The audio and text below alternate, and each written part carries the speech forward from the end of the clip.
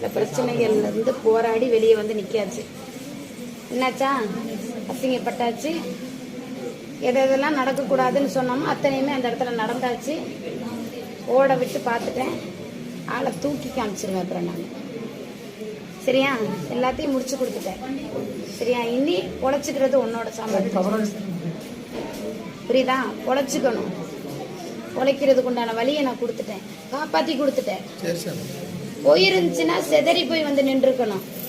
கையில் ஒன்று வயிற்றுல ஒன்று கையில் வச்சுட்டு செதறி போய் வந்து நின்றுக்கணும்.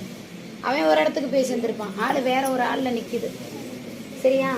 இடம் மாறி நிற்கிது. ஆள் யார் என்னங்கிறது கண்ணு கூட காமிச்சு கொடுத்துட்டேன். சரியா? மாற்றி கொடுத்தாச்சு. இனி சூதானமாக இருந்துக்கணும். பார்த்து சூதானம். இடம் மாற்றி எவ்வளோ சீக்கிரம் இன்னொரு இடத்துக்கு கை பிடிச்சி கொடுக்க முடியுமோ பிடிச்சி கொடுத்துருவேன். நான் வாக்கு கொடுக்குறேன், பிடிச்சி கொடுத்துருவேன். காலேஜ் இப்போ 18 நடக்குது சாமி. 20 தான் குருவாலம் வருதுங்கிறாங்க சாமி. பண்ணிக்கலாம். நீ இப்போ எல்லாத்தையும் பார்த்து போட்டு பண்ணிக்கலாம். நீ குருவாலத்துக்கு போகாத. இங்கே குருவாலம் இங்கே ஆரம்பிச்சிருச்சு. அது எப்போ வேறு வெளியில் போணுச்சு அப்போவே ஆரம்பிச்சிருச்சு. இதுக்கு நீ குருவலமும் பார்க்க வேணாம், தனி வளமும் பார்க்க வேணாம். அதனோட விதிக்கு என்னவோ அதை பாரு.